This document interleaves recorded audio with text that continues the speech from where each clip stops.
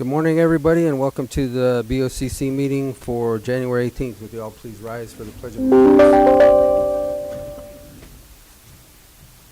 I pledge allegiance to the flag of the United States of America and to the republic for which it stands, one nation, under God, indivisible, with liberty and justice for all. Commissioners, before we get started, I need to make you aware that the coroner will not present today. He has got to do an autopsy for a homicide.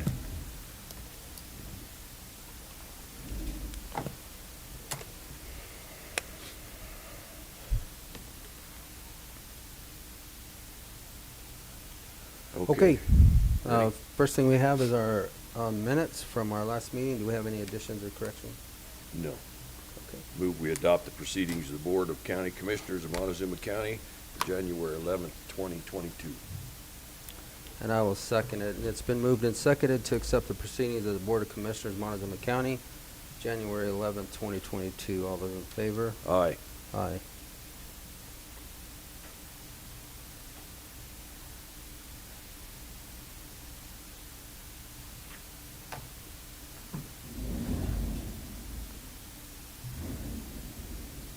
Okay, next we have our public comment session.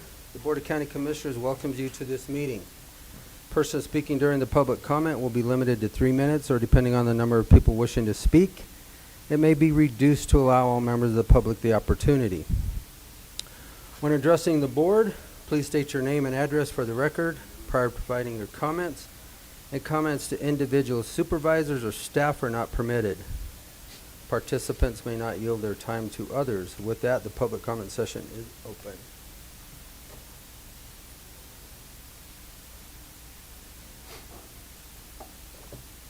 Okay, seeing none, we're going to close the public comment, and we are going to move right straight down. As our administrator just reported, Mr. Deavers will not be here. He is tied up at this point in time.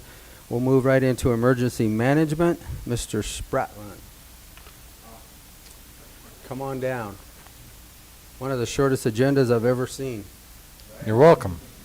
Well, he's not done yet. But I think I'm going to make up for it.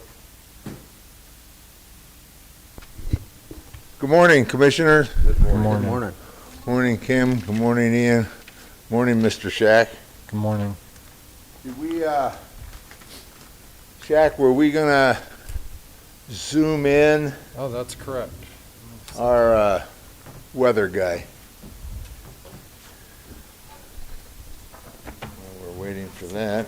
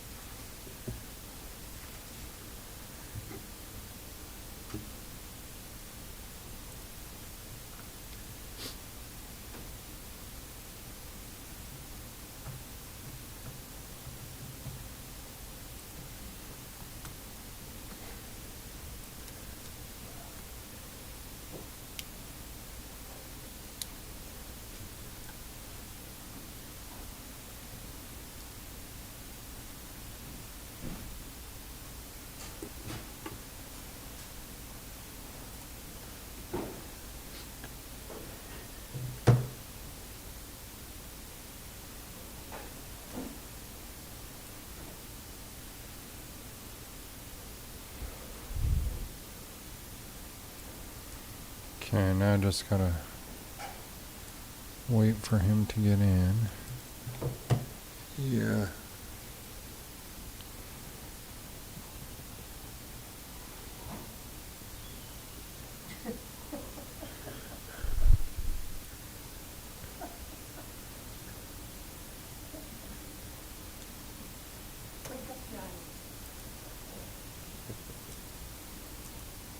Is he on? Not yet, not yet. If you have something else that you want to talk Yeah, about let's, prior to that, we can.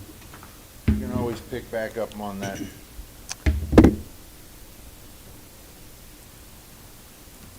So, I was gonna get, Jeff from, NOAA, give us a presentation on the weather, give you an idea of what's going on with the drought. So, we'll hold off on that until he gets up and running. Shaq, do you wanna run that PowerPoint presentation on the Federal Forest Service?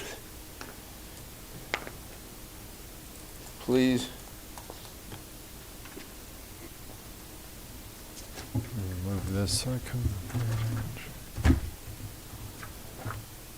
Is that a practice?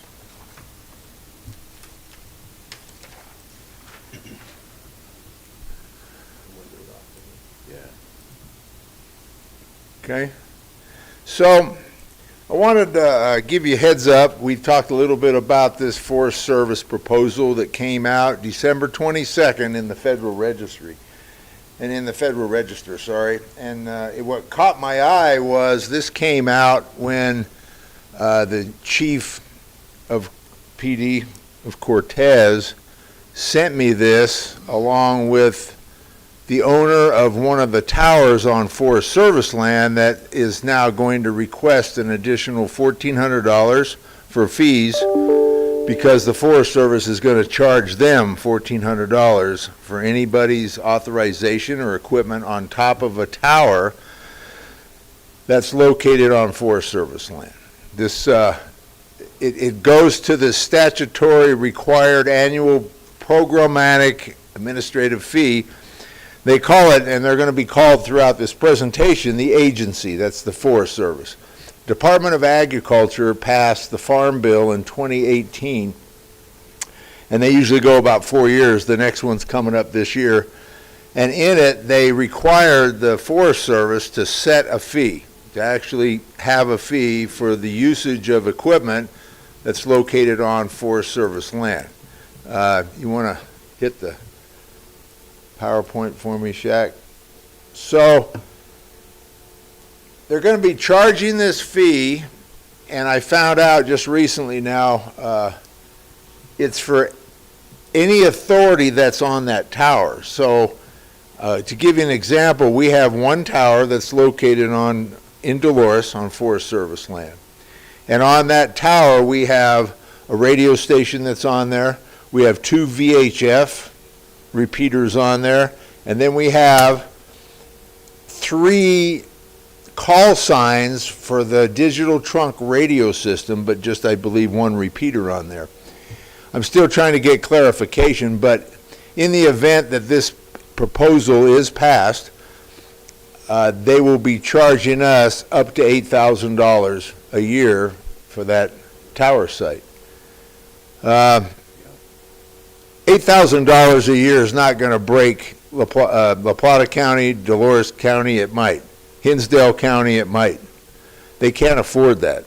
I mean, that's a pretty high fee. It's not going to break our bank, Montezuma County, but let's say if we decide to take that funding out of the 911 surcharge, then we're taking away $8,000 from other things that we could use that for, including dispatch wages and equipment that goes into the communication center.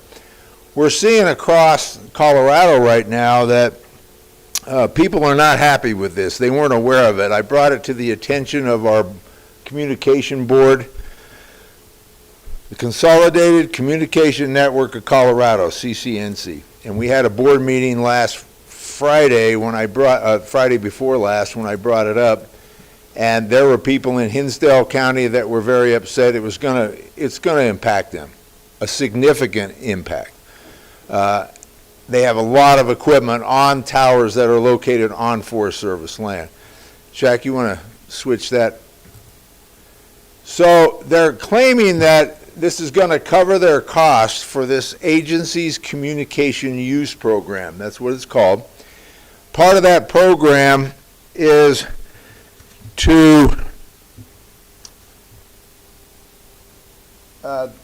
it's going to cover all the salaries, all the driving in miles, 37 cents per mile, all the time that it takes for training, and it goes into on-site reviews and the cost of all of that, communication site management plans, which they claim they are doing, program oversight and management plans they claim they are doing, and all of that comes to $1,396.42, and they've just rounded it to $1,400 per authority on every single tower in the United States.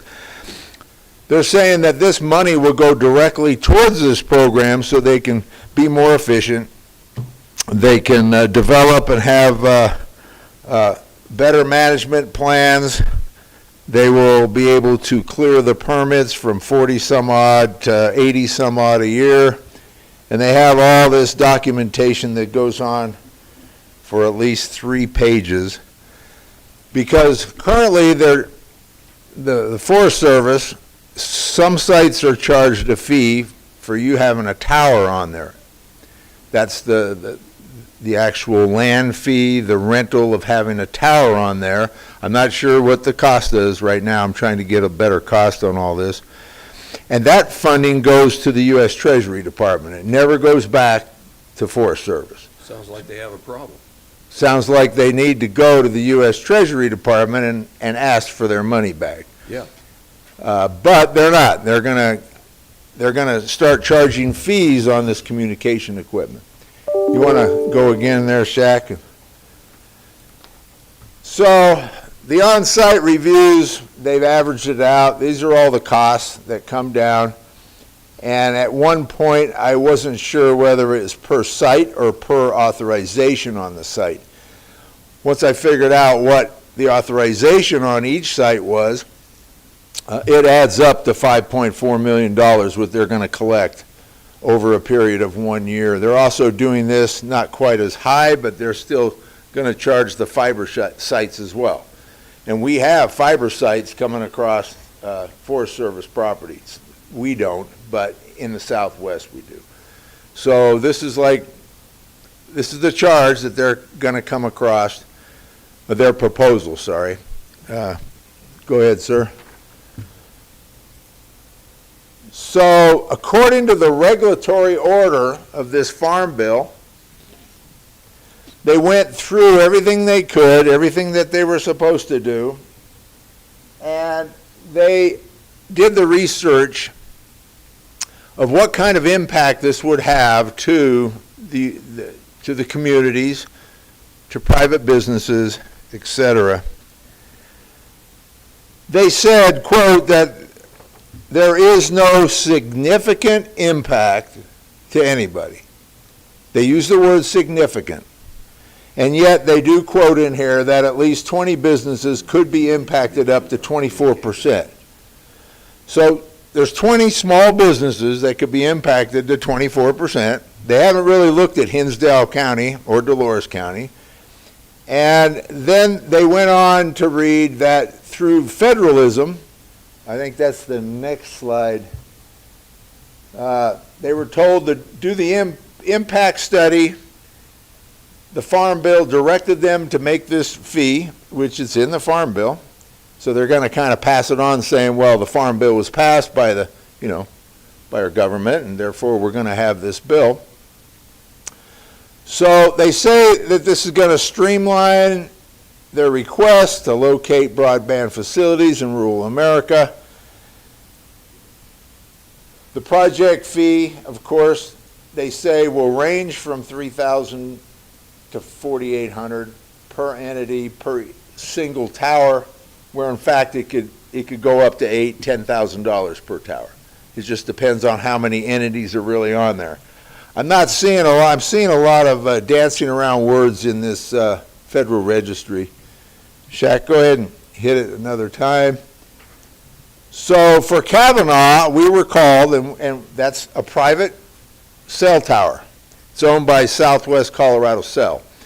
They called us and said that they are planning on charging us the $1,400 plus the electric Prior to this, we were only being charged electric. I say we, City of Cortez at this point. That's Kavanaugh, and but we have our 800 digital trunk radio system on Kavanaugh. Without Kavanaugh, we're going to lose a lot of service in the area. So we can't do anything with that other than pay the $1,400. This is where we found out about the registry. And then we have that one tower over there on Forest Service land, and if I'm still waiting on the question whether the 3 call signs are going to each be charged $1,400. Those are each federal licenses, which they said in here, licensees, or can we get by with just the repeater that's on there, which would be 1. If we have to pay all of them, that's $8,400 there. Not to mention the fee that we have an MOU with the Forest Service that they say we're supposed to be paying an annual fee to that tower, but I can't track down what we pay, and I don't even know if we do pay that. It may be just $1 a year. I don't know what they're charging us. So that's kind of up in the air right now. Go ahead, Shaq. So they looked at the economic impacts, and this is kind of the breakdown of how many small businesses are affected and how many small government entities are affected. And they show a big mix on this. Up to 20, I mentioned that, 20 business will experience 13 to 24% impact, but they state there is no significant impact. And that's on, I think you got a copy of this federal registry that I had sent out. It's on page 6 of that handout. Go ahead, sir.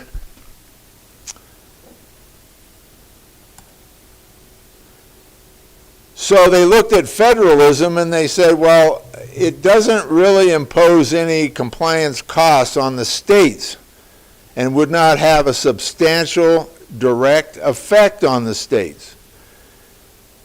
I said, all right, well, that's interesting. What I'm getting from several of the users on these sites, we have a lot of federal equipment that is on our sites that's not on Forest Service land. And what I'm hearing is that a lot of the people who own these towers are going to turn right around and charge the federal government $2,800 for every authority they have to get their money back. Now, whether that's what's good for the goose is good, okay, I agree, except, is this a way to run business? Probably not. How about you guys go to the Treasury Department and say, how about you give us some of our money back for some of these fees so we can do what we're supposed to do according to the Farm Bill? So these are the questions I have out there right now. And this is going to occur. I can almost guarantee it. This is the federal government fixing something that's not broke. Yeah, it's not broke. And looking back at all these regulations that they're supposed to be doing, on-site surveys, compliance plans, communication plans, I have talked with the state and various authorities that have these towers in their areas, and the federal government does not go out and inspect them. No. They make a phone call. Is your tower still there? Is everything running okay? Have a nice day. That's what they're charging us, supposedly, for this compliance. So that's what I'm getting. This is all the information I'm getting, and I believe it's fairly valid. Go ahead, Jack. So, no substantial impact to the state or any of these communities. We talk about a seamless communication during critical incidents. We have equipment that's not on Forest Service land and their equipment that's on our towers and our equipment that's on their towers to protect Forest Service lands and people and infrastructure during fires or evacuation, right? That includes cell phones. So we're using this to protect our people and to protect Forest Service. And yet they're going to charge us the fees for this. I'm having a hard time with that. We utilize all that equipment for initial attack and for extended attack. So there's some problem there, and I don't believe any of us needs to be charged. Public safety, BLM, we have sites on BLM right now, and as I mentioned before with Connie, they're not charging us. It's okay. put your equipment on our towers that are on our Forest Service land because it helps us. So that's what we're looking at. Go ahead, Shaq. So looking at the next ordinance or the next federal site that's in here, they say that it's not going to affect the tribes. And it says, quote, will not have any direct effect on the tribes. It won't have any direct effect on environment. It'll have no effect on energy. Underneath the unfunded mandates, according to Congress, it does not apply because they're not going to compel any more than $100 million towards local, state, or tribal government. Go ahead. So they can go under $100 million. When I put this out, our CCNC membership, it came back with a statement from the U.S. Forest Service, and it says, as proposed, there are no fee waivers or exceptions for this fee. Any entity that holds an authorization or a lease or a permit with Forest Service for communication use will be subject to the fee. So that answered one of my questions. I'm now writing to the head guy that was part of this communication bill that started, and I'm waiting for some more answers right now.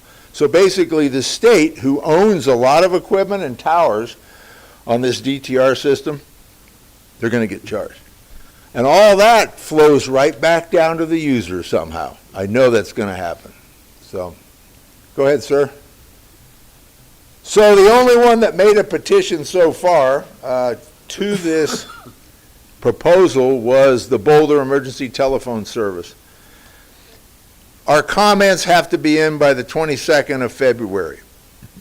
It was very convenient that this came out December 22nd when a lot of people don't read their emails or they don't have time to review the small fine print. And believe me, any of you want to look at the fine print, it's in there. And I read it at least 15 times and I still think I've missed something. The issue that I have is that it's a short comment period time. And it is going to economically affect some of our communities in the Southwest. So when I gave this presentation, sort of like this, to Congresswoman Bobart on Friday, with all the other emergency managers there and several people, she's all for it. She has a draft letter I sent you a copy of. James and I are going to have a draft letter drafted up for you guys that you can look at and approve, add, subtract, whatever you like. And our focus to Congress right now is, or to the Forest Service on this comment period is, one, it is an economic issue.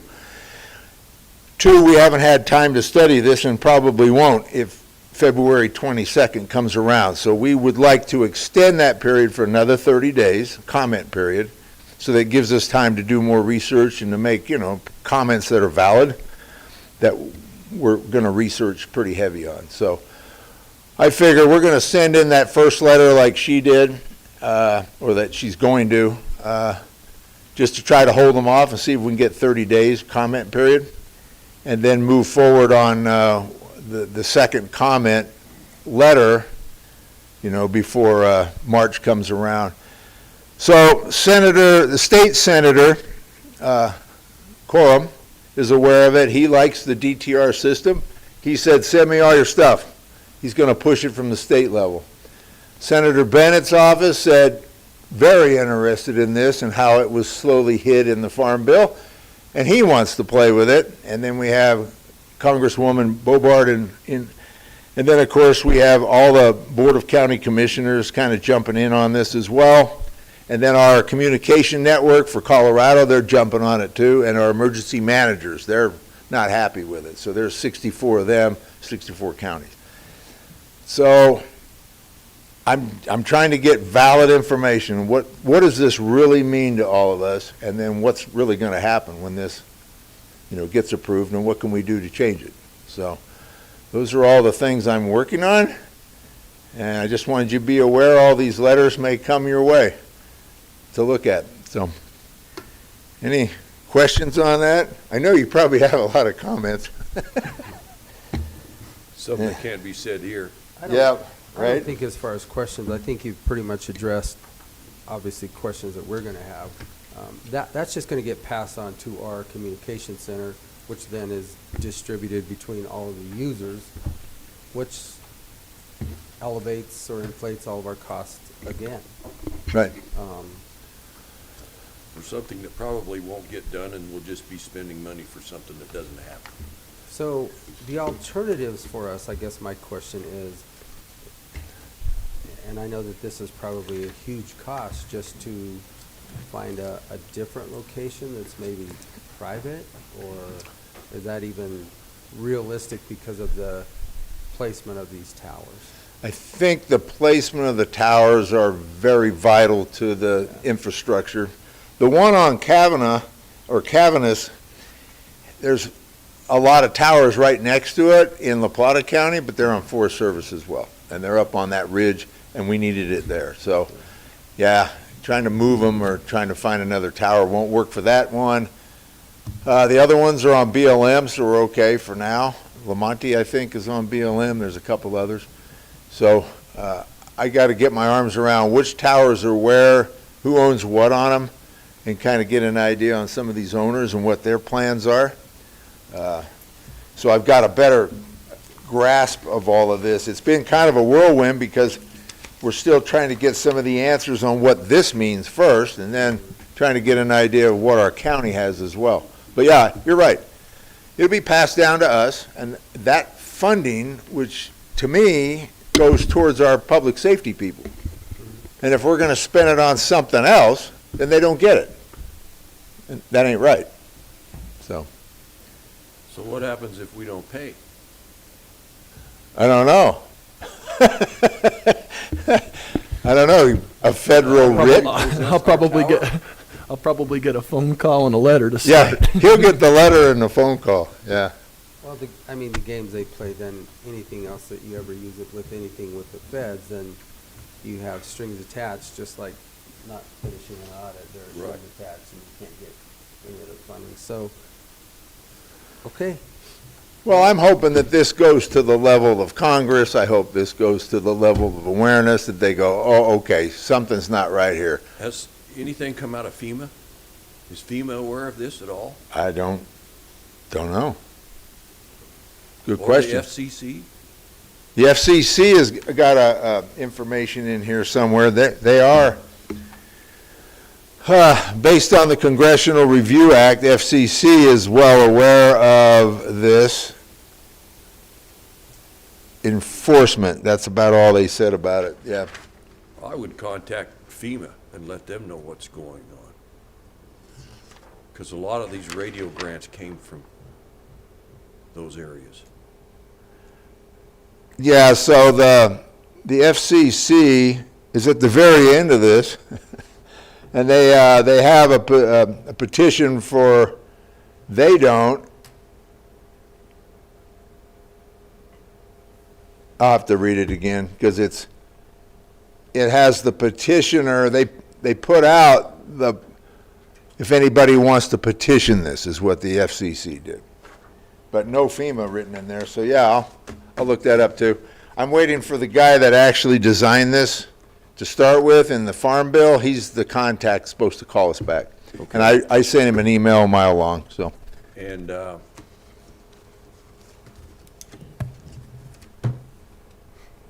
seems like back in my mind, Department of Agriculture has a stake in this somewhere. Yeah, it is, it's under the Department of Ag.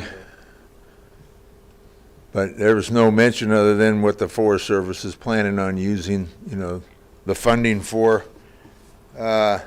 development, approval, and maintenance of communication sites, management plans, the agency administrative cost.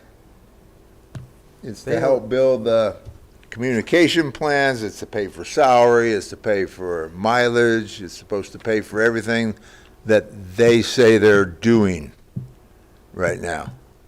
And it's going to enhance their ability to get 40 new employees and then training on them on how to check out the sites. How to make a phone call. Yeah, pretty much. I'm sorry, but that's what I've been hearing across the state, that there's places you can't get to except by helicopter. So, yeah. All right. I'll have more on the next round. And now we have weather. Is Jeff on? He is. I am on. It's all yours, Jeff. We can hear you. All right, thank you for inviting me. I have a little drought talk here. I'm going to attempt to share my screen. I'll have to let you give me 1 second. Glad to see a weatherman in the window.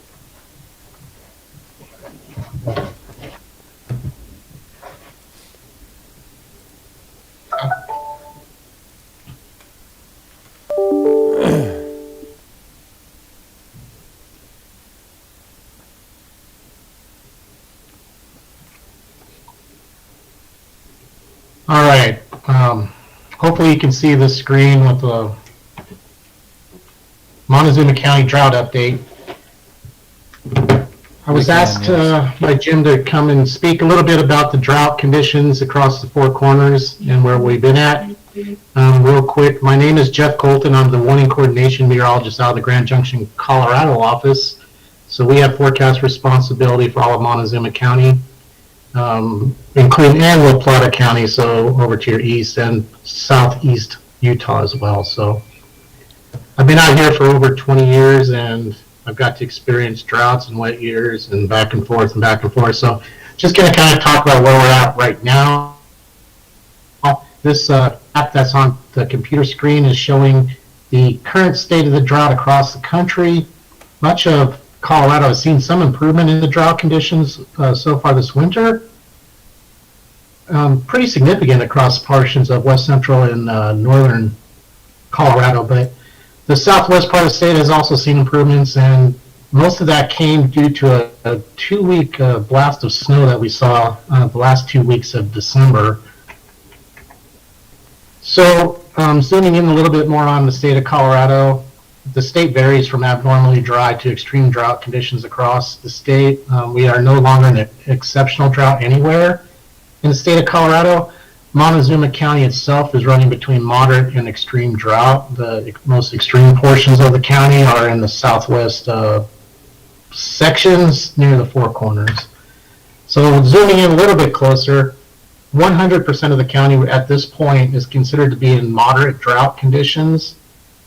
54% of the county is experiencing severe drought, and that's basically your orange colors down into the reds, and 23.5% of the county is in extreme drought conditions at this point. And that's as of yesterday morning, the last time I pulled the charts.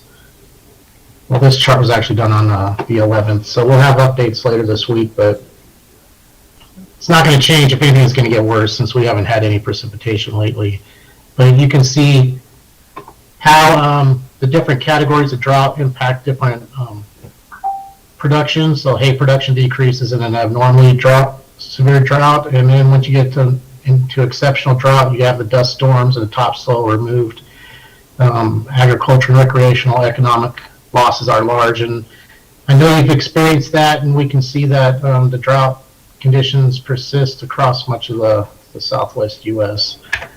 So snowpack conditions across the state of Colorado, we did see significant snow the last 2 weeks of 2021, and that brought most of our snowpack up about 120 to 130% of normal across the entire state, with the exception of the southeast.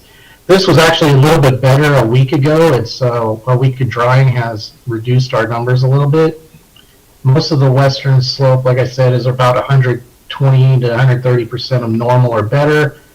And the one important caveat here is most of this snow fell during that 2-week period. So before that, we were behind normal. I think most of our basins were 40-50% of normal prior to that 2-week stretch, and then after that we came out, smelled like roses, got a lot of snow and things look good. But now we've had 2 weeks of dry. We're starting to whittle that down back towards closer to normal, and if we don't get some more much needed snow, we will lose this positive momentum we've had. So this is just another way of looking at the snowpack out there. This is the San Juan River Basin, the San Miguel, Dolores, and Animas River Basins. This is just a time chart, and this dark blue line on here represents the current water year. So the water year is defined as October 1st through September 30th. Right now, we are ahead of the past few winters. We're above normal. It's a good sign. You can see how our snowpack usually marches up notch by notch, day by day. And right now, we're in a flat spell. There is some hints at some more snow possibly coming in later this week, but most of that looks like it'll be up north, but still, every little flake counts at this point. But you can see our biggest months are always in the spring. March and April are our biggest snow months in the mountains of Colorado. So that's, hopefully we'll get some more injection into our snowpack here as we move through the winter. But right now, things are looking good. We're definitely on pace for a more normal type of runoff season next year. The other thing to note, snowpack so far this year is 178% higher than it was this time last year. So that it's significantly more snow than what we saw last year. So this is all positive signs.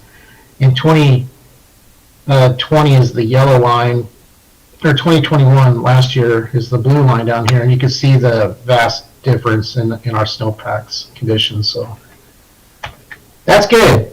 As far as the long-term outlook for the spring, January, February, March, we're looking at equal chances to slightly above normal for our temperatures. Precipitation, still looking at below normal odds. We're going to zoom in on Montezuma County itself. This is a look at Cortez. And these dartboards on the left side, if you were to take a dart and throw it at this board, you would have a 36% chance of hitting above normal temperatures, or a 38% chance of hitting below normal precipitation. It doesn't mean we're going to be below normal for precipitation. It just means odds are favoring drier than normal conditions. And since that's been the case for quite some time, we would lean towards that drier scenario. And our normal precipitation for those 3 months is about almost 6 inches of liquid precipitation. So we would most likely be under 6 inches through that stretch of time. So while the recent rain and snow brought some relief from the extreme drought conditions, long-term drought conditions do persist. The graph on the top right is an indicator of long-term drought conditions. So while we have seen some relief right now, looking at it over a 3 to 6 month period, we are still mired into the drought conditions, and it's forecast to continue through the spring with the drought persisting with no real improvement there. And this is a look at historical drought since 1895 across Montezuma County. And you can see how cyclical the drought is. The bottom graph is since 1895, and you can see several years. Usually when we have drought conditions, they're grouped together, blocked out. And for comparison's sakes, I'd like to compare the current state of the drought kind of towards the late 1890s into the early 1900s time frame, which kind of tells me we should be breaking out of this in the next few years, going into more of a wet cycle, but at this point it's hard to say. The graph at the top is just an indicator of the last 20 years or so of drought. It doesn't show the wet year cycles, but this is just showing you the dry drought conditions. But you can see from 2002 into 2004 was a particularly bad stretch, 2005 roughly, then 2012 into 15, and now we've been mired in this one since 2018. We did a brief break there in 19, but it was short-lived, and now here we go. So I wish I had better news. I wish we were going into a wet cycle and we wouldn't have to worry about this, but I do know there's a lot of agricultural interest there. We have the ranchers, and this is definitely a problem, and hopefully over the next couple of years we'll start to break out of this. And that's about all I have for today. Is there any questions for me? When are you going to make it rain? I think we're going to have to come down and do some rain dances or something. Okay, no, I I'm not getting tired of the rain in January. It's just not normal. I'd rather see snow falling. When I was a kid, it never rained in January, but it seems like that's all it wants to rain every year now. So We'd take rain down here if you'd send it. I'll take whatever you can send. Okay. Snow, rain. I'll put an order in and see what I can do. Yeah, keep the wind, no All right. wind. Yeah, thanks, Jeff. No wind, yeah. Thank you, Jeff. Thanks, Jeff, for doing that. thank you. Appreciate it. No worries. Thank you. I'm sure I'll be calling you on the next storm. Sounds good. All right. I'm going to run to another meeting now. So thanks for having me and have a good day. Thank you. Thank you. Thanks, sir. So instead of me always telling you the news, I wanted an expert to tell you the news. And our drought disaster declaration will run out February 1st. So I wanted to present you with the long-term, kind of what we're looking at. And if we want to extend this, it'll be another 4 months. It will put us June 1st.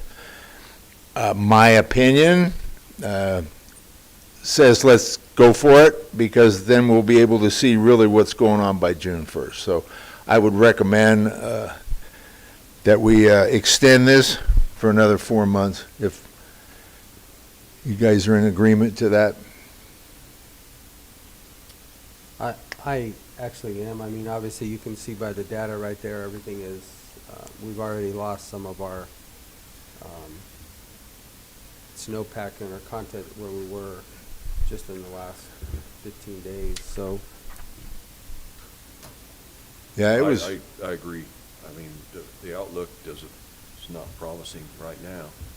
We were supposed to have something in the end of this month, but I don't see it coming in. Yeah, and I was excited about that snowpack we got, because Yeah. it did build it up, but the ground is so dry, it's sucking it in. It's really not sucking it in, it's burning off the top, and we're not getting that ground moisture as well. So a little bit worried about that. Like he mentioned, the agriculture side of this, so that's why I think we should extend it. so I would move that we extend our drought emergency condition another 4 months to June 1st. Yes, sir. 2022. Second. It's been moved and seconded to extend the drought emergency for another 4 months until June 1st, 2022. All those in favor? Aye. Aye. Thank you, gentlemen.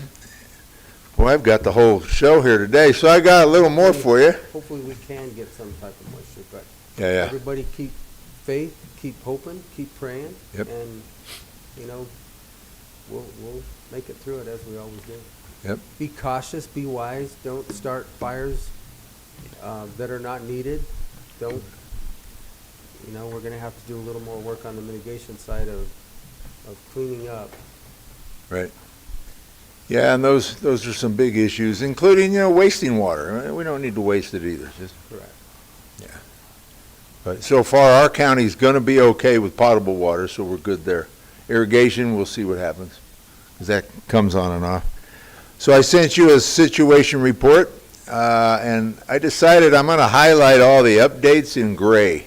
That way, you don't have to always read everything you've already read once, and just the gray highlights on what we've been up to lately. I just want to know where you went to get that picture. That was this winter. I think you Yeah, went to a place called the Internet. Oh. Yeah, that was this winter. I threw that in there. That was somebody piling up whatever snow they had out of there on 184 there. So we had some updates on the water, which is fine. We are gaining some capacity over at McPhee, Jackson Gulch as well. It's coming up a little. They're fine there. Let's see. So far on COVID sheltering, we've had 39 people since April 28th of 2020 on COVID issues, a cost of $20,360, which CARES funding is still paying for. So we're still good with that. Public Health is now paying for that out of that CARES funding. Our outbreaks went from 59 to 60, and then of course we got higher on the test and a little higher on COVID cases. It says about 0.42% population is positive, and then yep. And the Ironwood update, you got the last update I sent you gentlemen and the admin on what I found out currently on Ironwood, what was going on. So if you have any questions about that, let me know. It's pretty much what we've been discussing for quite some time as well. So any questions on the situation report? I have none. Okay.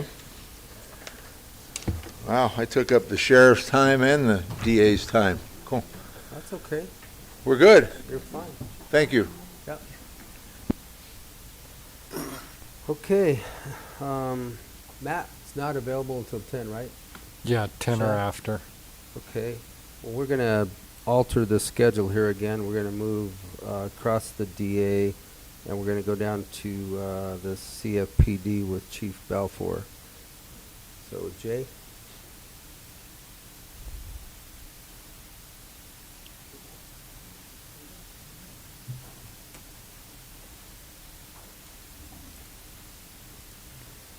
Morning, Jay. Thank you. Yep.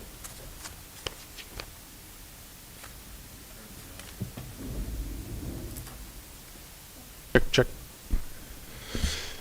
Good morning, Shaq, Ian, Commissioners, Morning. Ms. Purcell.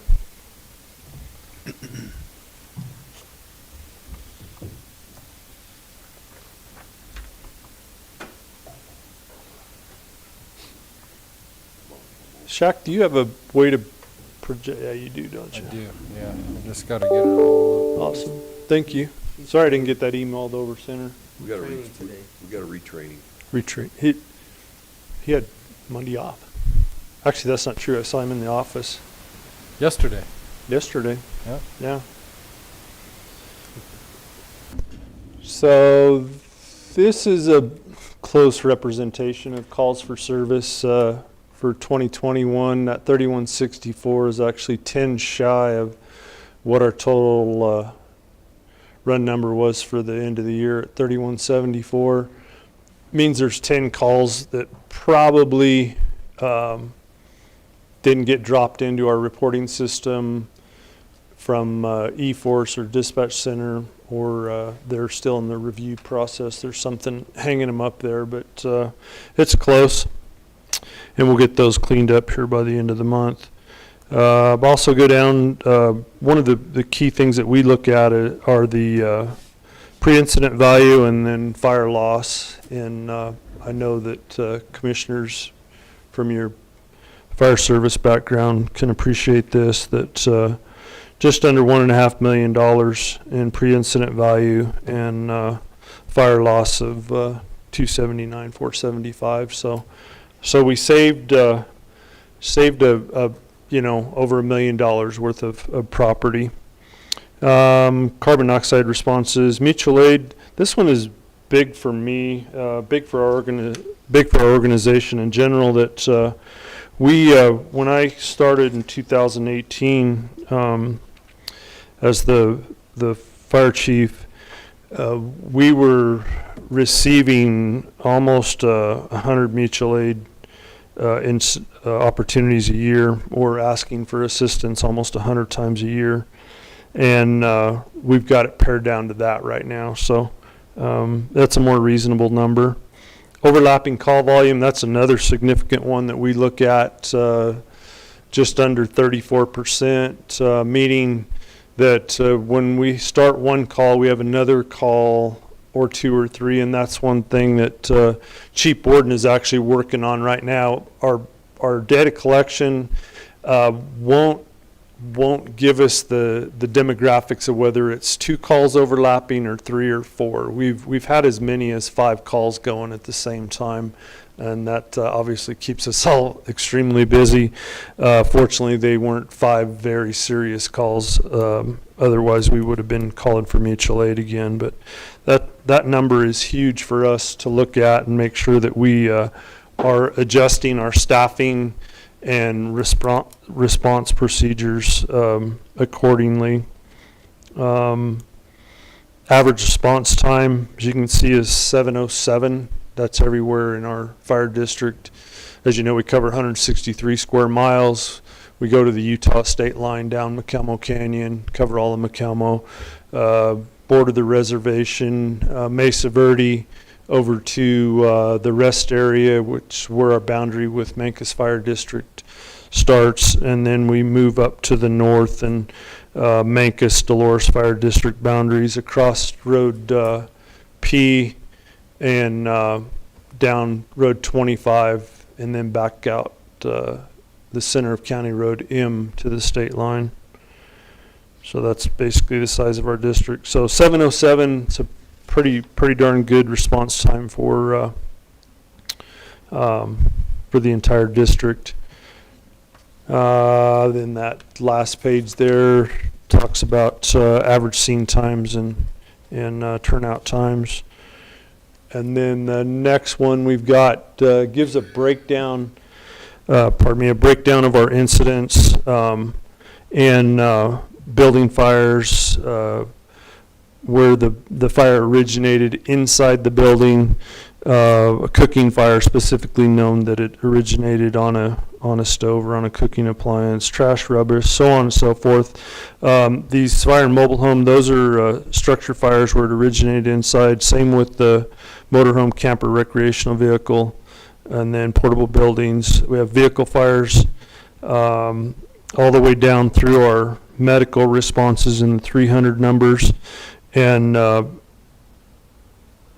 board asked me the other night, they said, what is the difference between a 311 and a 321? And basically the 321 is where we initiate patient care, where one of our firefighters starts patient care, so then we complete the full PCR or patient care report side of the report. So that's the difference there. And then, as it says right there, a 311 is where we assist the paramedic ambulance crew. On down through the different hazardous rescues and hazardous materials, down to persons in distress, animal rescue, smoke scares, fire alarms, etc. And then we also have some breakdown by districts, as well as go into our additional pages there. Next page where it shows the District 3 responses, and then we get into our responses into our mutual aid partners of Dolores, Lewis, Areola, Mancos, Pleasant View, and Ute Mountain Ute Fire Department.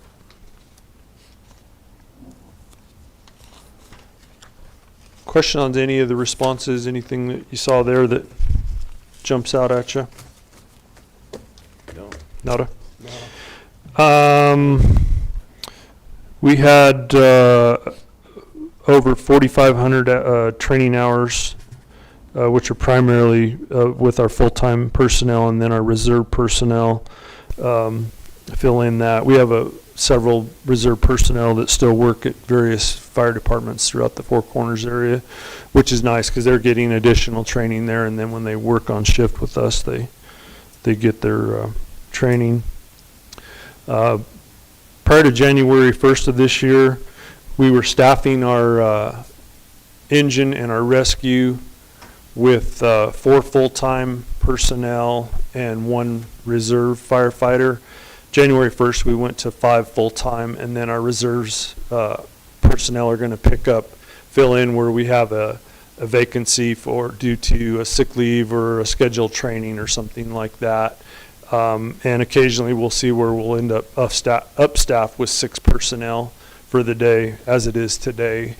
So, which is extremely beneficial. We've been able to run a couple fires recently with that 6-person as well as Chief Warden or I, and it's amazing the difference from five personnel to 6, and then occasionally when we'll see that 7th person, it makes all the difference in the world of the opportunities that we have to handle that incident in a much safer response. And I don't want to make it sound like we're unsafe on our other incidents, but we can be a little more aggressive when we get that additional staffing on an incident, to where we can be more aggressive with an interior attack on a structure fire. And like I said, we saw that recently, actually, a little over a week ago, about 11 days ago, where we had a fire, and it was room and content starting to extend into other rooms, and our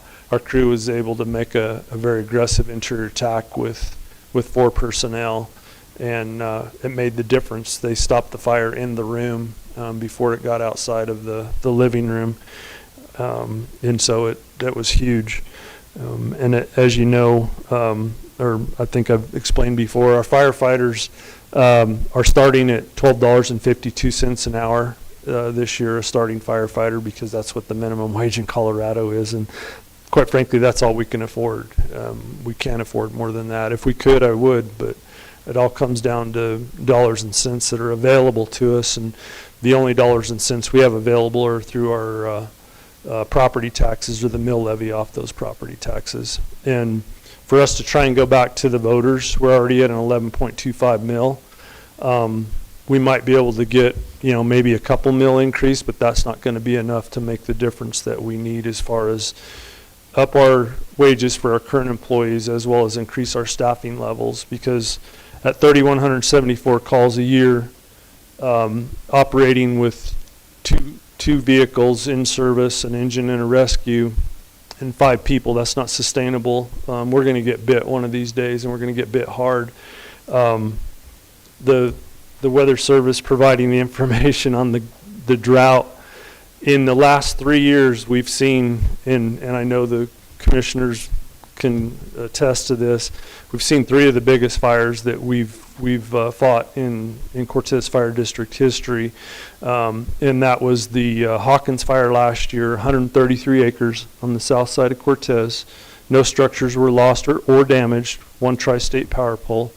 The year before, we had a fire down on Road G, just north of the airport, that was 22 acres. And then the year before that, we had one on Highway 160, just north of County Road E, that went 42 acres. And might add, that one was on November 1st, that 42-acre fire. The common denominator with all of these is drought and wind. These were wind-driven fires, and just fortunately, we had people available, and we weren't out on other incidents on all of these fires, so we were able to steer them around buildings and residential structures, and we haven't damaged the structure, knock on wood, we haven't damaged the structure with any of these fires, so we've been very fortunate. Not that we didn't have plenty of exposure to multiple structures on all of them. And not to belabor a point, but we're 1 Marshall fire away, one wind event, and we're 1 Marshall fire away to really make that point perfectly clear that we are understaffed at Cortez Fire. And so I'll probably, hopefully I get to visit with you more about this in the near future. Monday. And we'll be able to, discuss some potential options, because I feel like the burden should not be placed specifically just on the property owners. I feel like it should be distributed throughout anyone that comes into our community. And we try to get volunteers. We tested again back in October, and we got 1 volunteer with us right now, and she's going through her EMT class. She started that this last Monday. She was in the fire academy, but due to some COVID issues, we had to stop that cadet academy, which is really unfortunate. We had a class of 9, I believe it was, and they got hammered by COVID. And of course, you miss a couple weeks, it sets it back. So we decided just to shut down that. They got their hazmat certification, training and certification, and so we'll start up the firefighter part of that this fall. They'll get their wildland training this spring, so we'll have those two pieces, the hazmat and wildland knocked out, and then get the firefighter 1-2 certification this fall. And last but not least, our dispatch center kicked out some information just the other day on call volume for all 5 fire districts. I say 5, there's actually 6. Ute Mountain Ute Fire Rescue is part of that, but our dispatch center does not dispatch for them primarily, on occasion as needed. But Cortez Fire District, as I said, 3,174 calls for service, which is about 75% of the total call volume for fire districts in the county. Dolores, 411, that's about 9% of the call volume. Mancos, 372 calls for service, or about 8%. Glycerilla, 221, or about 5%. And Pleasant View, 105, for just under 3% of the call volume. So you can see the lion's share is within, a couple miles of the city. And I think that's about all I've got. If you have any questions, I'm available. No. I don't really have any questions. Obviously, your data shows where you're at. I mean, obviously, my heart is with you guys. I spent 30 years in the fire service. You know that. And I know what you're up against. I know what you're up against every day with staffing, 3-man on engine compared to 4-man on an engine, or whatever your minimum staffing is. So,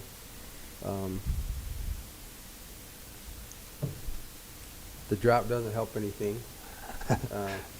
Yeah, no. Nothing. The wind doesn't help anything. Everything that the environmental conditions that we're facing are perfect recipes for disaster, and that's why right now, we're really looking at our land use to try and beef that up so that we're trying to mitigate things on that side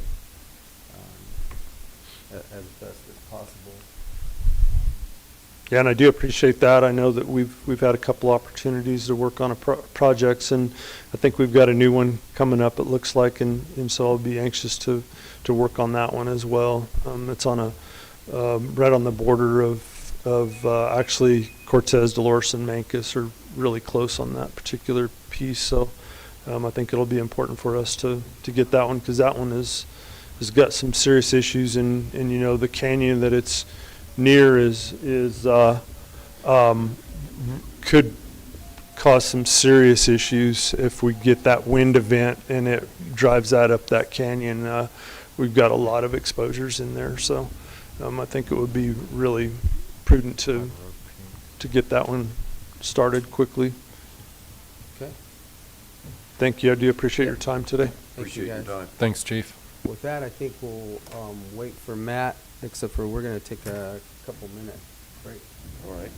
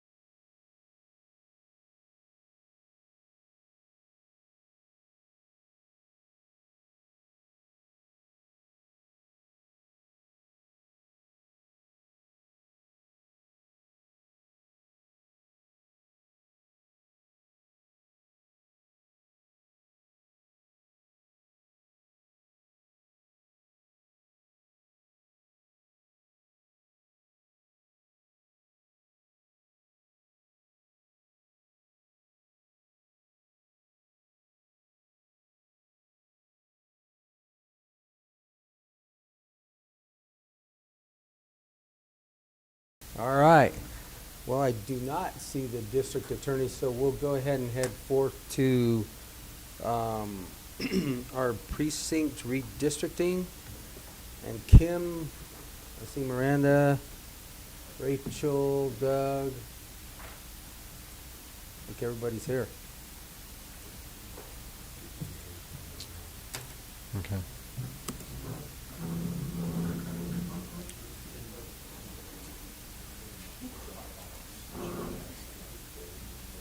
Okay.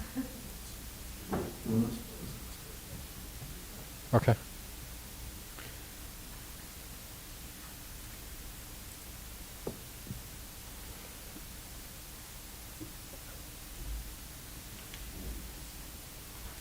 Thank you.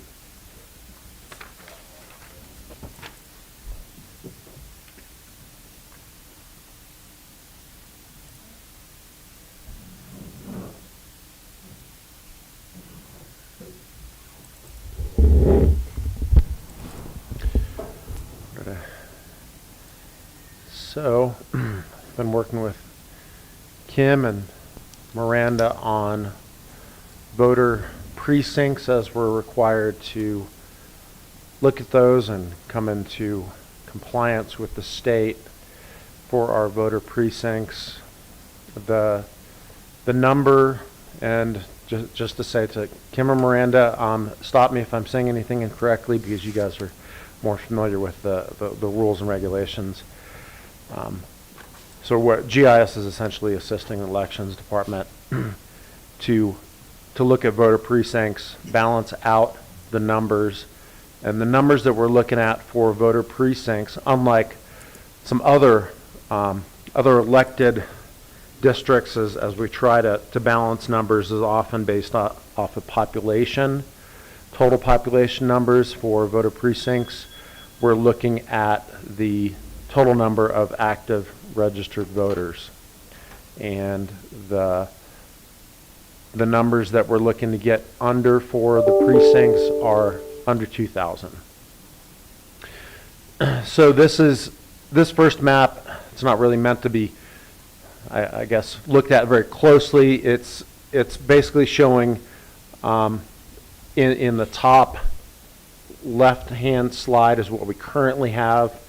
In the bottom right-hand slide is what we're proposing. Obviously, if you look at that, there are some significant changes that we're pointing out, but the layout, the core, when you're talking about the population core, is still remains the same as far as the precinct numbers that we're utilizing. What we're looking at,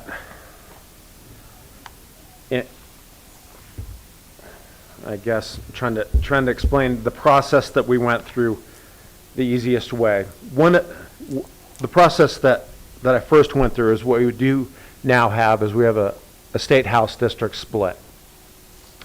And the state house district split, the precincts can't cross that line. So in the first part of analysis, what we're looking at is we're looking at precinct 1, 3, and 4 are all now wholly within that House District number 58.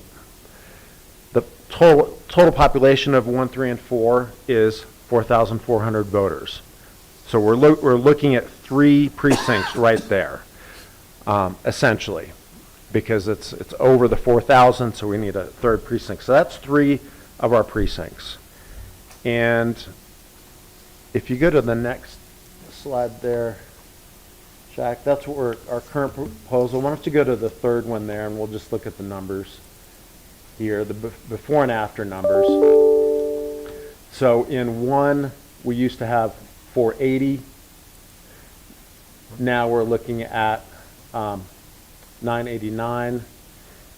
In 3, we had 1865. Now we're looking at 1738. And in 4, we had 2,084. Now we're looking at 1671. My goal in trying to create these precincts is, I think this is the first time that GIS has really been fully utilized to look at these precinct boundaries. And we didn't want to just do things in an ad hoc way that got us just under that threshold, but didn't account for, because we don't really want to change these every 10 years. We don't want to go through this. We want to have enough of a buffer so that we're good for at least 20, maybe 30 years. So in general, my target number would be somewhere in the 1,700 range. We don't want more precincts and put that burden on the clerk's office than we really need, but we also need room for growth. So that's kind of the target number. And if you look at the proposed, the total registered voters in those proposed boundaries, for the most part, we're generally hitting that mark. So is there a percentage difference? Because obviously 1 and 6 are significantly lower. Yeah. I mean, like what we were going through with the redistricting of the state House, we had to stay within that 5%, correct? Mm-hmm.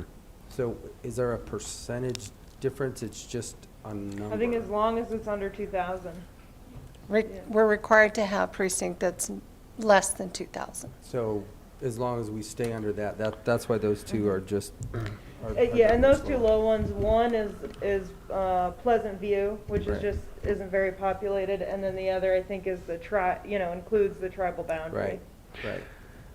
So we already made significant changes to precinct number 1. Talked to Mr. Mays a little bit about that. It expanded the area covered by precinct number 1 significantly. That was a large change.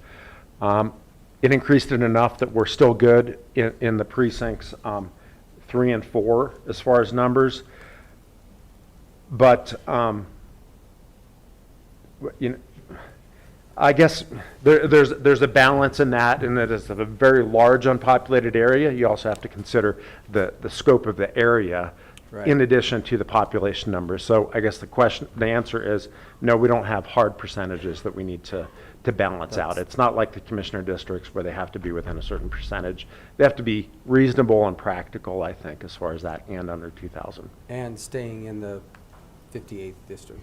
Yep. When the others are going to fall in the 59th. Mm-hmm. Or the new 59th. So I guess the other thing I would mention, and this was really when as a mapping exercise, we wanted to align the precincts as much as possible to other voting districts in order to reduce the burden on the number of splits that the elections department of Miranda has to deal with.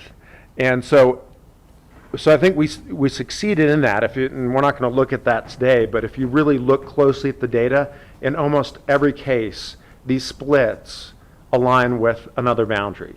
Our primary boundary is if we could keep somebody in a school, if a school district or school director district could be aligned with a precinct, that is the goal, because that's something that somebody also relates to. You don't want to say, well, you're in part of precinct 11 is in Mancos and part of it is in Cortez and Dolores. That really wouldn't make sense. It also reduces the number of splits. So a lot of these lines you see, for instance, in precinct 1 and 3, that split line is also a cemetery district split line. And as far as numbers that I looked at this morning, and this is the number of splits that would occur amongst the major voting type of a districts, like school or cemetery, or we reduced the number of splits from before was 60 down to 44. The goal was really not to increase it because of the House district, so it looks like generally maybe a 25% reduction in the number of little splits and islands that you're created when you don't think this through. Of course, the school district lines is a fairly hard split line. That's not going to change a lot, especially between Mancos, Dolores, and Cortez. So if we line to those, that's going to be pretty good. And then we also have to look at, logically where these occur. What we did do what we pretty much had to do is add a 12th precinct, and essentially that split because the Mancus area was pretty high, so that essentially split the Mancus school district into a north and a south. All of the town of Mancus would be in precinct 11 on the south. You don't want to split a town if you can as well, because that's also obviously a voting district. Towns and municipalities are, and those numbers balance out pretty well. So by increasing a precinct, which would be precinct 12 now, there's only 11. Yeah. That keeps that within that 17, Mm-hmm. basically 100 or ish. Yep. Yeah, because if too many precincts are really close to 2,000, then a few people move in and within that 10 years, and then we've got to Right, rearrange. They're So above that. Yeah. Got it. So we're now going to increase, and we'll have 12 voter precincts throughout Montezuma County. Yep. So you still keep precinct number 2 is still primarily that Dolores School District for the most part, and 11 or 12 are the Mancus area. You have 5, which is essentially, the eastern part of Cortez. If you look closely at the towns, there weren't a lot of changes, but we did make those align as much as possible to the school director districts. 7, as it was before, is primarily the south part of Cortez, and 4 is the northwest part of Cortez. So that's kind of the process, and I think the numbers are pretty good, and I think that hopefully reduces the burden as much as possible on the elections department. But it will be there will be some changes they'll have to do in their database for sure. Well, given the number of districts and all the lines that have to be considered, I commend you guys for what you've done. thank you. Thank you. Appreciate it. Kim, does this give you enough time to separate all the stuff out for elections? It's going to be some weekend hours for several of us, especially me, but we can get this done. I think the main thing that we were looking at was to make this a more even, so that whenever we go to the next time that we have to do this, we're not having to do the entire county again. Right. Like we were, and this way everybody is kind of more even to where if somebody does move in. So that's what Doug and Rachel were working on, was trying to help us so that this is not another process that we would have to go through again next year if one of those precincts happens to get over the 2,000. Which we had several that were over 2,000 and some very close when we started. I mean, 1911 is not that far off of 2,000. That's Yeah. And pretty close, and that, something to consider too is these are active voters at this time. There's a Correct. whole lot of inactive voters that, if they activate themselves. it could change. And that is one that we could certainly work to change, and that's one that has some room where it could change in the future with the adjoining precincts. We could easily bump up. There's a few roads north of 184 that we could grab those people. I left it the way it is just because that's a Highway 184 split, odd even. It's easy to process, probably easier to process right now than going ahead and forcing that split now. But there's an easy way to grab a neighborhood and balance that out in the future versus dealing with that now. I think it's easier for people to understand that I'm on one side of a highway versus the other, that there's a split. That was the logic with that one. And then also, I mean, if you're looking at this, trying to take our knowledge of where growth is likely to happen, it's probably a little bit less likely to see heavy growth in precinct number 2 versus precinct, say, 5 or 7 or 4. So there's a little bit of trying to project where growth areas are as well. Because those are all around the municipality, basically. And there's a lot of infill in there Yeah. already. Yeah, so. We also felt that because of the House district changes, that basically affects the entire county, that this would be a good time for us to update and to get things on an even level as well. We were going to touch those districts anyway, so let's get it done all at once. Okay. I think the plan is for us to propose this to you guys at this time, and then we would provide or present a resolution next week for you guys to approve. This would give the community an opportunity for a week to, if they had any comments or discussion on it, is what we were thinking. Okay. And we'll provide maps for the precinct, right? For like the, I don't know. So the caucuses are coming up, right? And so once we get this all set up, we will provide updated caucus maps, precinct maps to the parties, so that they're aware of how this is all. I believe that will change some of their numbers. So as to how many members they are allowing, and they'll actually have a whole nother precinct to prepare for.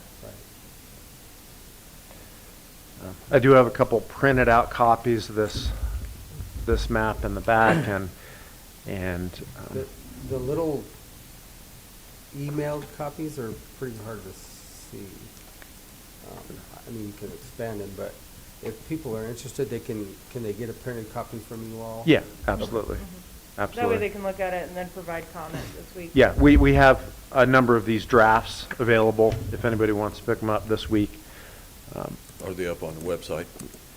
They should be. We've had a little bit of, when I asked IT to load this up on Friday, they were right in the midst of a whole phone system change. So I think there's been a little bit of a delay, but I'll make sure that it is on the website. Our timing on this has not been And we can optimal. also, Yeah, there's a lot Have going a on. lot of things going on. we can discuss it again on Monday at our workshop, just to make sure that we give people enough time to know that it's coming, it's out there, look at it, view it. Okay, so make sure we put that on the agenda for Monday also in our workshop. Check. And, this one document that I read through, and I'm going to try and get with Kim a little bit on this, and it talks about proposing technical challenge. This is from the Department Secretary of State. And essentially it says, if your GIS professionals, county clerks, and election staff discover certain types of technical issues with the final legislative plans as approved by the Colorado Supreme Court in their redistricting process, then there's a way to correct those. And they go on to say, one of the issues is if those lines split residential parcels. Well, when I finally looked at this, the plans that the Colorado Supreme Court approved last year, their House district lines split all sorts of residential parcels in our county.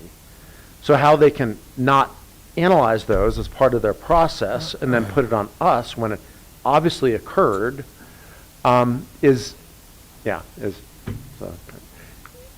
little bit unbelievable.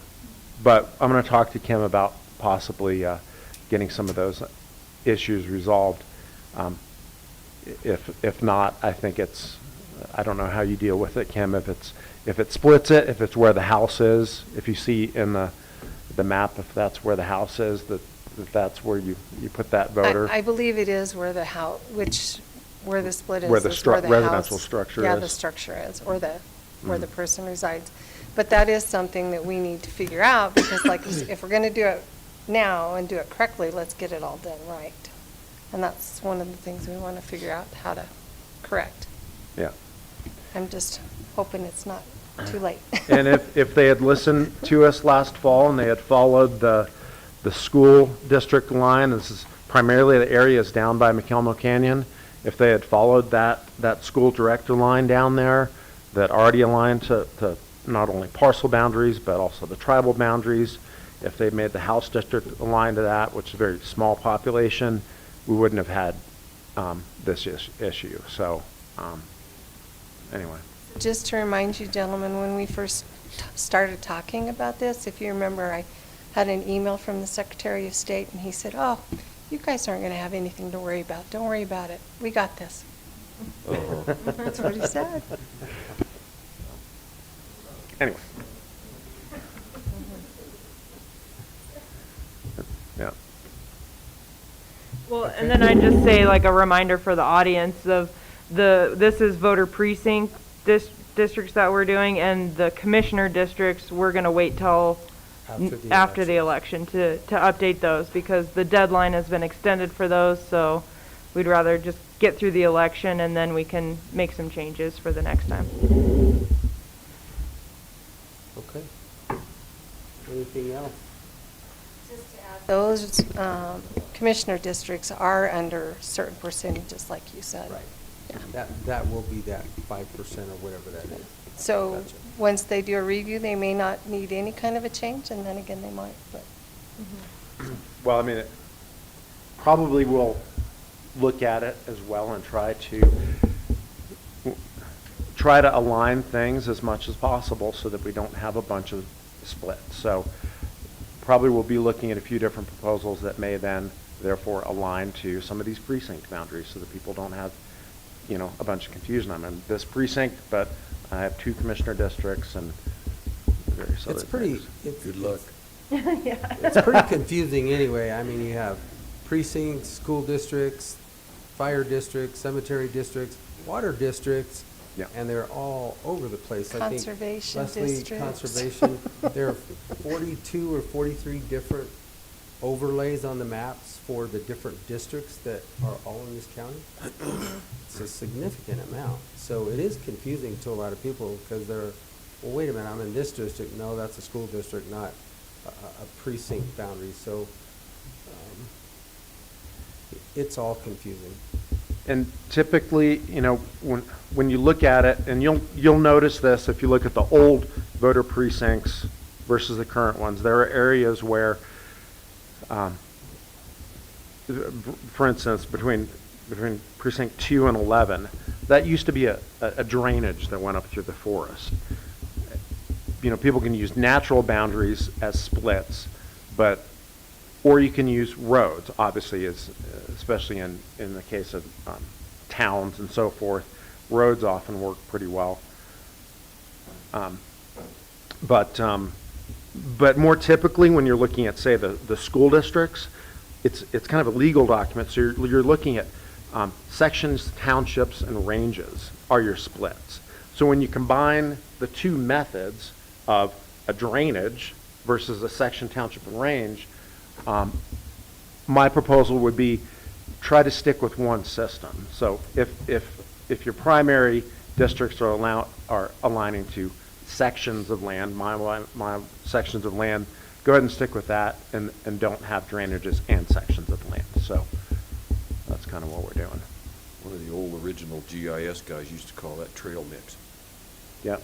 That's good. All right. Okay. Anything else? I think that's it. Thank you, guys. Appreciate it. And we'll also talk about it Monday. at See you the next week. Workshop. Okay, I see our district attorney stepped into the room. So we'll jump back up there.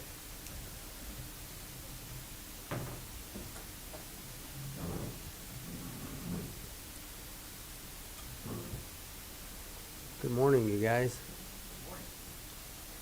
Try that again. Good morning. Good morning.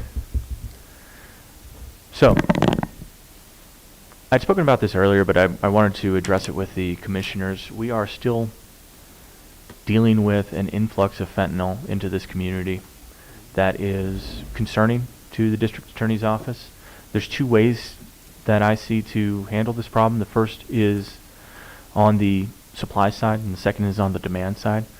From a supply side perspective, the goal of the district attorney's office will be to incarcerate people that are distributing fentanyl within this community. It's extremely dangerous. It is, again, I think the fastest increasing drug that we're seeing as a a drug that's turning up on people that are being arrested. We continue to work very closely with the drug task force. In fact, I was talking with some of those folks yesterday about some cases that we are just getting in today on our in-custody arrest records that are going to be affecting this community. From the supply side of things, I can continue to incarcerate individuals, but as long as it's profitable to bring drugs into this community, somebody's going to try to do it. The other side that we can work on is the demand side. The demand side is, unfortunately, something that is relatively high in Montezuma County. We do not have a inpatient drug treatment facility within the Four Corners area. We don't have one in Durango. We do not have a adequate level of care for folks that want to change their lives, want to turn things around. And I think that I've been pushing for quite a while now. Shaq has been, frankly, very assistive in this as well, in pushing for an inpatient drug treatment facility within the Four Corners region, and within the region for settlement distribution funds from the various lawsuits that the Attorney General's office has instituted.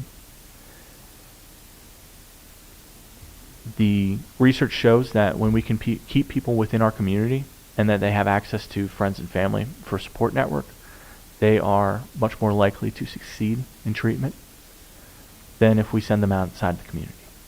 So from a demand side, that's something that I think that everybody can get invested in. I know it's going to take an outlay of funding. There is funding available from this settlement, and I'd ask the commissioners specifically to take a look at the possibility of doing this in conjunction with Dolores County, in conjunction with La Plata. If there was a centralized facility within our region, I think that would be extremely assistive in, one, just honest to God helping members of this community to get clean and live better lives, but two, to reduce the amount of trafficking of various drugs that come into this community. Questions? Comments? Clarisa? I actually have quite a few comments because this has been an ongoing discussion for a couple of years now. Obviously, the settlement is not enough money to Won't adequately do everything we need it to do. anything, really anything. Even it's combined very monies with all the counties is not. It's extremely costly, and I'm not talking about the capital outlay of the sticks and bricks. I'm talking about what it takes to basically, yes. Yeah, the long-term, Which yeah. is long-term, and the other issue that we're facing and that we talk about all the time is where do we even find the people? Staff. Which is the bigger concern. I mean, obviously we're working on this opioid settlement and this IGA. We'll address that here in a little bit, but we realize that it's a real problem, and And it's not getting smaller. No, and these are extremely challenging issues. The issues that you've identified are the ones that I don't have. I wish I could tell you guys, oh, you just do this and problem solved. Sure. But what I can tell you is that the Attorney General's office has folks within that organization that I think have worked to set these kind of things up in the past. And it's something I'm willing to do, to reach out to these individuals to see if they could make themselves available to the various county commissioners, to y'all in particular, to address these concerns. Because, I mean, Commissioner Candelaria, I can't argue in any way, shape, or form that the $200-some-odd thousand that are going to be coming into this region that doesn't long-term fund anything. But what we do have an opportunity to do is, that's money we would not otherwise ever have access to. Correct, and I understand that, but I guess where I look at it is like you just said, we've got the supply and the demand. So which chain do we cut off first? So, you know, do we bolster our law enforcement and really cut the chain off? And make it to where, yeah, it's still profitable, but not in Montezuma County. Go to, and I don't want to say push it anywhere else, because that's not really. No, that I doesn't understand. Fix the greater. That's been done to us. The greater issue, that's been done to us. I think. But we really have to focus on our county. Well, and then there's another side of that too. There's supply and demand, and then there's the realization too that most of the people who need the treatment are either uninsured or underinsured. And I don't know, Matt, when they're court ordered for treatment, does the legal system pay for it? It does. And then in the rest of the cases where there's no conviction, I mean. So if an individual who is charged with possession of some of these various substances is placed on probation, probation is in a position where they will pay for the cost of treatment if that's a necessary component of probation. So that's frankly quite nice to have funding that way. From a just basic supply and demand side of things, we will continue on the supply side of things to request lengthy incarcerative sentences. But again, I think that if we get very harsh sentences imposed for people that are distributing large amounts of methamphetamine, heroin, fentanyl within this community, that takes that person out of the game. But it also leaves an opportunity for somebody else to fill in. Sure. No, we totally understand that. It's the circle doesn't stop. Just because you take out one component of it doesn't mean there's 10 more bodies or 20 more bodies that are willing to take that. What I'd really like to stop seeing is people that we attempt to engage with in treatment when we know that this is a drug problem that they're having, that then move up into small amounts of distribution, that then move into larger amounts of distribution. There's got to be some way to interrupt that chain. And I think the best way is to attempt to get those people healthy. It's not going to work in every case.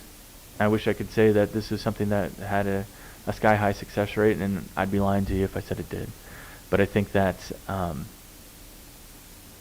a person that is caught with a possession amount of drugs in Arapahoe County or Adams County has far more resources available to them than that same individual that is caught in Montezuma County or Dolores County or even La Plata County. And that's extremely unfortunate, and it's the piece of the puzzle that I think is the reason why we're seeing such a large influx of drugs into this community. That, and we're a direct pipeline to the border. We are, we're a direct pipeline from Phoenix through to Denver is really what it's not so much the border as it is that kind of general setup structure. Is there are major hubs of distribution, and we happen to sit in between two.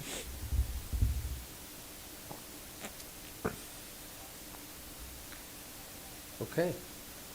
Well, when you solve that problem, As soon as I do, I will come right back to you guys, let you know that one's off the docket, and we're good.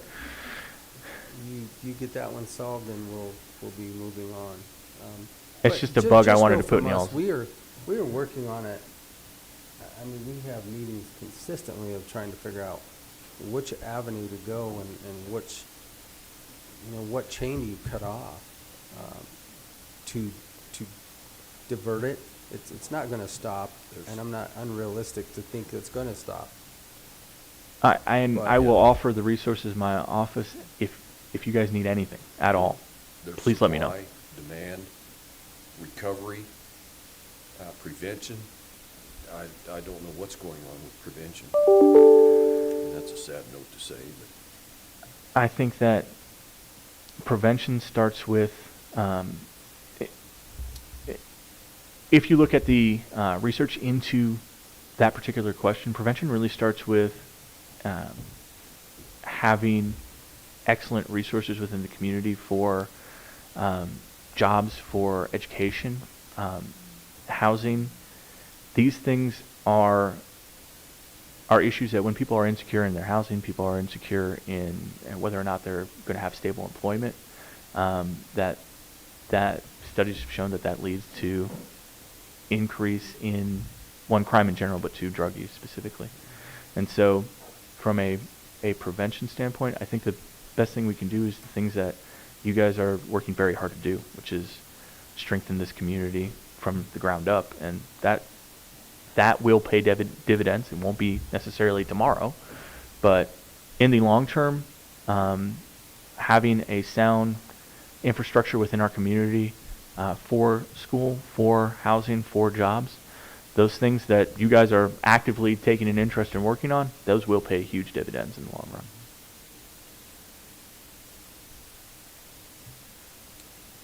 Let us know if you need us to reach out to any of our resources. End story. Okay. Clarisa always does have a great way of boiling things down to their basics. Yeah, it's, I mean, bottom line is, we also have to make it hard for them to do business here. Absolutely. and that's where I talk about the supply chain. I'd rather cut the supply chain off, and then it's maybe not so difficult to work on the other aspects of it. Well, as I had mentioned in a talk that Commissioner Candelaria had attended, but I'll mention to you, Commissioner Lindsay, that I think that the way that we can do that, especially with fentanyl, because our laws are screwed up in the way that they handle drug distribution cases, because they handle it not based on potency of the drug, but based on physical quantity, i.e. how much it weighs. And so fentanyl being as powerful as it is, you don't need to distribute as much to get people the same kind of high. And so one of the things that we're looking at doing within the office is using the power of sentence enhancing features of the law. I.e., if you possess a weapon during a drug transaction, that enhances the potential penalty. If you deal in or near a school, that enhances the potential penalty. And if you have prior felony convictions, that can enhance the penalty. And we're looking to do that for fentanyl cases because, one, it's an extremely dangerous drug. But two, the sentences that people could get for distributing, say, methamphetamine, as compared to distributing fentanyl, where you don't need to distribute as much to get an individual high, that causes me concern. And so we're going to use those sentence enhancers in an appropriate way to get sentences that are commensurate with what we're seeing with other forms of distribution, like heroin, methamphetamine.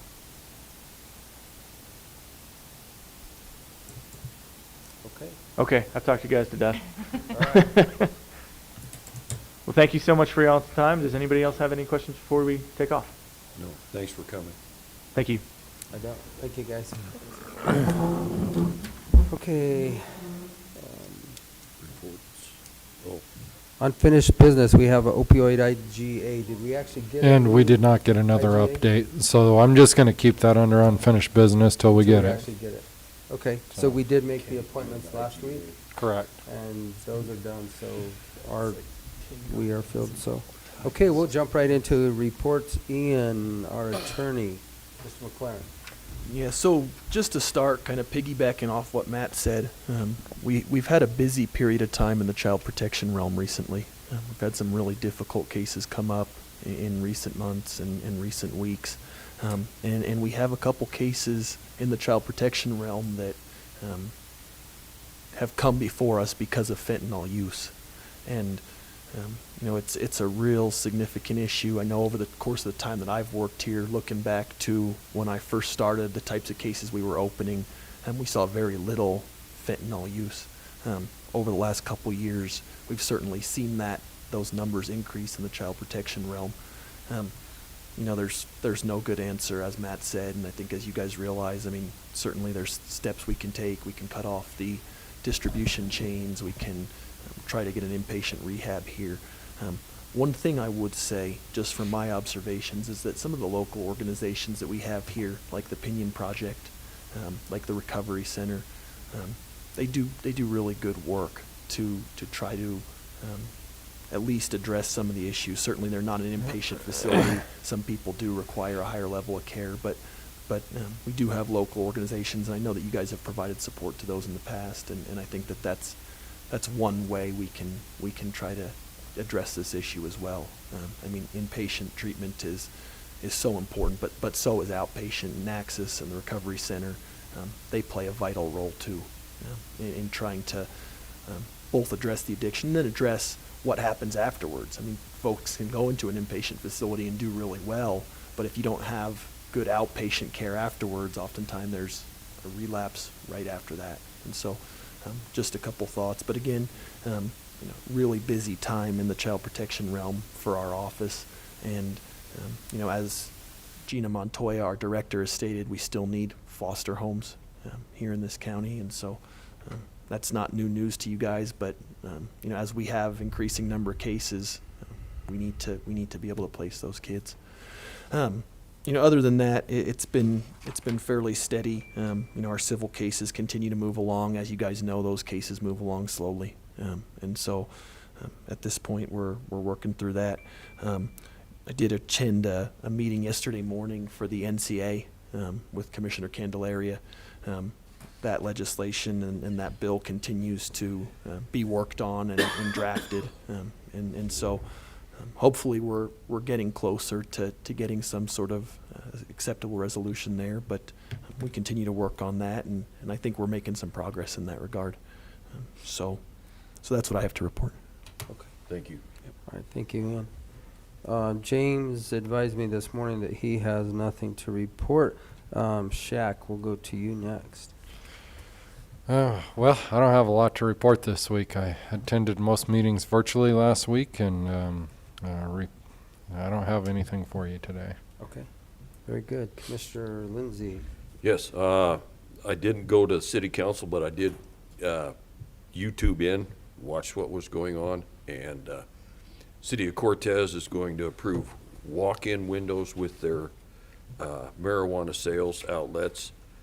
They also approved a 42-unit project over on Empire Street for housing with the Pinion Project. They opened an office that has a staff of 3 with Rachel Marchbanks in there as head of that office. And they're kind of economic development and grant writing and some of the similar stuff that goes along with that. As well as planning. Yeah, planning, sorry. And during their workshop, basically what I took out of that is there's a group of people wanting to put what's called a band shell in the city park right next to the library. And they're struggling with what's going to go on with that security and the likes, who's going to maintain it and all of that. And also the NVI annual meeting is this Saturday, 1 o'clock at the Lewis Areola Community Center. That's all. Okay. I started Wednesday off with a regional broadband discussion. A lot of different groups or rural cooperatives were in there. Conexon, is that how you say that? Connexion. Emory, all of the providers that are basically working within this region for us right now, Montezuma County. Discussions on how things are going to proceed, specifically with the funding that's out there from these infrastructure packages and how Montezuma, La Plata, and Archuleta County can work together. One of the biggest issues that we talked about, which then I talked to a commissioner from La Plata County, because we seem to get the short end of the stick so much of the times in this southwest region, but I'll continue that conversation with CDOT, because it appears that we're having struggles working in CDOT right-of-ways, which makes it more effective to get it dispersed quickly instead of having to go onto pole attachments, which is still an avenue, but it's not underground and not as disruptive if we have weather events. Thursday, I went with our team here from the county and the city to talk about housing, basically just a brainstorming idea of how do we create, or not necessarily create, but what can we do for incentives, regulatory streamlining, and then city-county coordination just to make these steps be more streamlined so that hopefully there is something put out there for housing and to increase the housing that we have such a deficiency on right now. We also attended, Commissioner Lindsay and I, Wednesday night, we went to the town hall meeting for Mancus, give updates for the county, which we will be filling Commissioner Stevenson's role there every other week. It may not be both of us at the same time, but we'll tag team it and make sure that Mancus district is covered. And I can help with that as well. Okay. They will, Heather will be reaching out for you some more information on the Resiliency Grant. They did ask about that, and I didn't want to give too much because that's probably one of the ones that I don't have as much knowledge as you or Rachel. Right. Monday, I was off with Attorney McLaren on the NCA discussion. You know, with the way that is proposed right now, the land use portion of that looks relatively safe for Montezuma County, and the water community has more of the issues with the language in there and what it might or might not do. You know, just stepping back into this when it's been going on for over a decade or maybe 2 decades now, it's hard to capture all of this and then try to make a decision based on it. But I think it is coming pretty close, and hopefully if it's moved forward, we will have a good NCA out of it. But you know, it's still probably 5 years down the road by the time we get all of the management aspects of it worked out. And lastly, I did want to address an issue that came before us last week.